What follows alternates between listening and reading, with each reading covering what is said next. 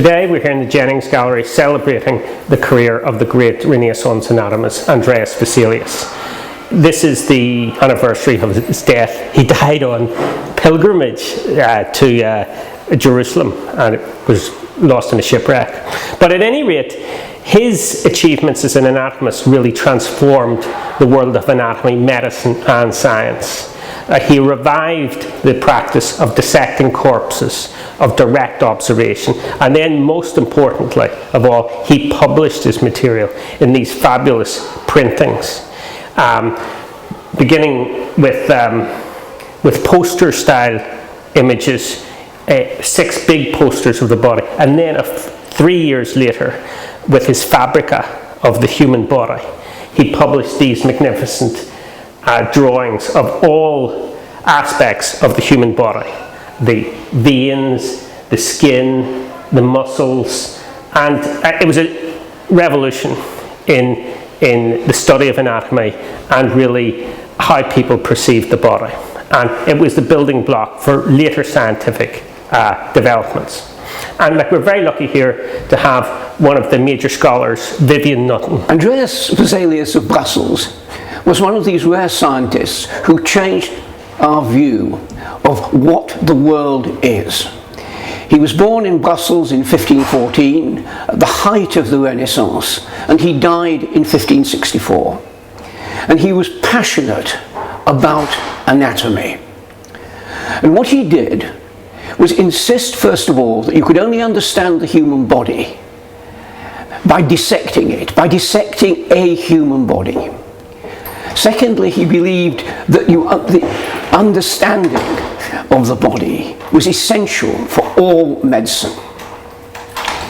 And in 1543, he published his great book on anatomy, on the fabric of the human body, which set the gold standard for all future work on anatomy. Its illustrations, its message, its text, everything about it set a standard that ever since then all anatomists have striven to live up to. And he changed our view of what it is to be human, and that's the important thing. Andreas Vesalius was a great anatomist. He certainly changed the way anatomy was taught. Before him, what we would have seen is the master of anatomy would have been standing in a chair, in a high chair, dictating the lecture from a book, whereas after Vesalius, Vesalius favored a hands-on approach. He encouraged students to do their own dissection, to come into the theater, to look at the structures much more than his predecessor would have done. From the pure anatomy point of view, he corrected a number of errors that were historical.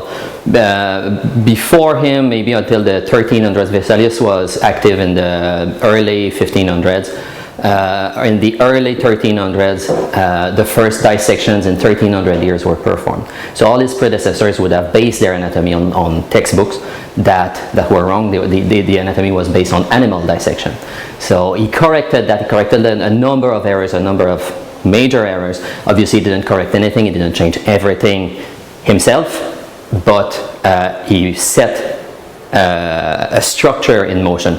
So he took anatomy as it was taught, he changed it, he favored experimentation, he favored self-directed learning, things that we still see today, a number of principles that we still use today in medical education, and for that he should be remembered, I think.